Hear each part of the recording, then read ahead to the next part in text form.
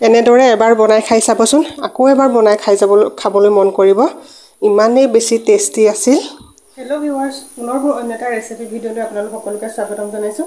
আজি এটা ধুনীয়া টেষ্টি ৰেচিপি লৈ আহিছোঁ, আপোনালোকে ভিডিঅ'টো শেষলৈকে চাব, সকলো জানিবই। তেতিয়াহ'লে আহক ভিডিঅ'টো মাজলৈ যাওঁ।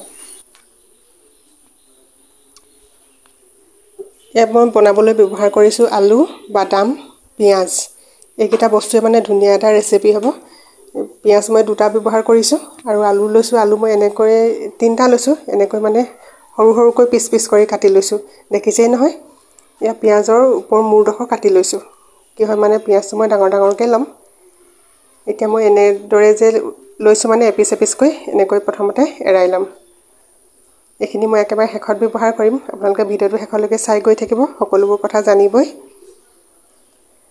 আলুৰ পৰা হোৱা ইমান ধুনীয়া এটা ৰেচিপি হয় মানে কি ক'ম আৰু আপোনালোকক, মাছ মাংসৰ মানে নালাগেই, ইমানেই বেছি টেষ্টি আছিল খাবলৈ। এতিয়া আনটো পিঁয়াজো মই এনেকৈ কাটি ল'ম। পিঁয়াজ মই 2টাই ব্যৱহাৰ কৰিছোঁ। আপোনালোকে যদি পিঁয়াজ বেছিকৈ খাই ভাল পায় বেছিকৈ দিব পাৰে, গ্ৰেভিটো যদি বেছিকৈ বিচাৰে, নিজৰ নিজৰ কথা এইটো। এইখিনি মই পেলাই নিদিওঁ দেই, এইখিনি মোক একেবাৰে শেষত দৰকাৰ হ'ব। আৰু মই পিঁয়াজৰ এটা পেষ্ট বনাই ল'ম। ইয়াত মই ৰাখি দিছোঁ। আনফালে বাদামখিনি মিক্সাৰ জাৰত দি ল'লোঁ। বাদামখিনি মই বাকলি গুচোৱা নাই, তেনেকৈ মানে পিচি দিছোঁ। বাদামখিনি চাব একেবাৰে যাতে মিহিকৈ পিচ যায়, ডখৰ ডখৰ যাতে হৈ নাথাকে। এতিয়া বাচনখিনি এটা বাচনত মানে উলিয়াই লৈছোঁ। তেনেকৈ আকৌ মই পিছো মানে মিক্সাৰ জাৰত দি ল'ম। মই লগতে আৰু সৰু পিঁয়াজ এটা এড কৰি দিছিলোঁ, তাকে দেখাবলৈ নহ'ল আপোনালোকক। এতিয়া পিঁয়াজখিনিও এনেদৰে উলিয়াই লৈছোঁ। আনফালে আকৌ আদা ৰচুন পিচি লৈছোঁ। আদা ৰচুন একেবাৰে কমকৈ লৈছোঁ, সেইকাৰণে মানে মিক্সাৰ জাৰত দিব নোৱাৰি, এনেকৈ মানে খুন্দনাতে থেতালি লৈছোঁ। আনফালে কেৰাহী গৰম হৈয়ে গৈছে, তাতে মই প্ৰথমতে আলু কেইপিচ ফ্ৰাই কৰি লৈছোঁ। আলু কেইপিচ যে মই কাটি ৰাখিছিলোঁ, এনেকৈ মানে ফ্ৰাই কৰি লৈছোঁ। আপোনালোকে বেলেগ এটা শ্বেপ দিও মানে আলুটো কাটিব পাৰে, মই কিন্তু এনেকৈ দিছোঁ। এনেকৈ দিলে দেখিবলৈ বেছি ভাল লাগে। এতিয়া অকণমান কালাৰ আহিবৰ কাৰণে হালধি দিছোঁ। আলুখিনি ভালকৈ লৰাই দিব, সম্পূৰ্ণ সিজাই নিদিব, মানে 80% মান কুক হ'বলৈ দিব। ব্ৰাউন কালাৰটো আহিলে মানে ৰাখি দিম। এতিয়া আকৌ সাফৰ দিছোঁ যাতে সোনকালে সিজি যায়। এয়া চাওক সিজিছে। এতিয়া এইখিনি মই কাঢ়ি ল'ম।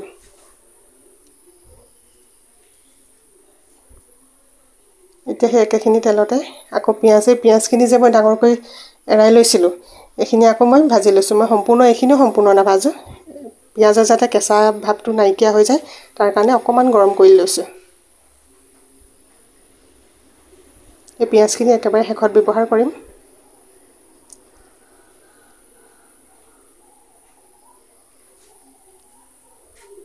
এতিয়া সেই একেখিনি তেলতে বাদামখিনি ভাজিম। এটা কথা মনত ৰাখিব, কিন্তু গেছটো একেবাৰে ল' কৰি ৰাখিব। বাদামখিনি একেবাৰে শুকান কৰি পিচি লৈছোঁ যে, পানী নিদিয়াৰ কাৰণে মানে তেলত যদি দি দিয়ে, জুইটো বেছি হৈ গ'লে জ্বলি যাব। জ্বলি গ'লে খাবলৈ বেয়া হৈ যাব, সেইকাৰণে জুইটো একেবাৰে কম কৰি ল'ব। এতিয়া লাহেকৈ লৰাই থাকিব, তেলখিনি ধুনীয়াকৈ শুহি ল'লে চাওক। বাদামৰ যাতে কেঁচা ভাৱটো নোহোৱা হৈ যায়, তেতিয়ালৈকে ভাজি থাকিম। ইয়াৰ লগতে পেষ্টটো দিছোঁ, পিঁয়াজখিনি যে পিচি ৰাখিছিলোঁ, সেই পিঁয়াজৰ পেষ্টটো দি দিছোঁ।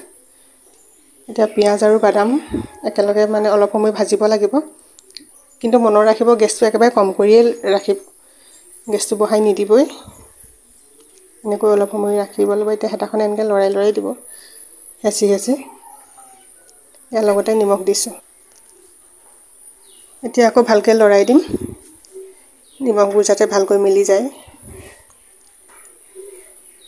ইয়াৰ লগতে আকৌ দিছোঁ আদা ৰচুন সেই পিচি ৰাখিছিলোঁ যে অকণমান দিছোঁ, সম্পূৰ্ণ এচামুচো দিয়া নাই, আধা চামুচো দিয়া নাই, এনেই অকণমান দিছোঁ। মানে ইয়াৰ ৰেড চিলি পাউডাৰ দিছোঁ। যিসকলে জ্বলা খাই ভাল পায় দি দিব সৰহকৈ, যিসকলে খাই বেয়া পায় নিদিব আৰু। তাৰপিছত মছলা এড কৰিছোঁ, যিখিনি মানে বেছিক মছলা ঘৰত থাকেই, জিৰা, ধনিয়া, গৰম মছলা। এতিয়া আকৌ ভালকৈ মিলাই দিব। হেতাত লাগি যায় যে, চামুচ এখন লৈ ল'ব এনেকৈ এৰাই ল'বৰ কাৰণে। এতিয়া হৈছে ভাজি। এতিয়া কি কৰিম, পানী দি দিম। ঠাণ্ডা পানী নিদিব, কুহুমীয়া গৰম পানী কৰি ৰাখিব, কুহুমীয়া গৰম পানী দিব। এতিয়া অলপ সময় সিজিবলৈ দিম। চাওকচোন, এতিয়া ওপৰতে কি কৰিম, আলু কেইপিচ দি দিম।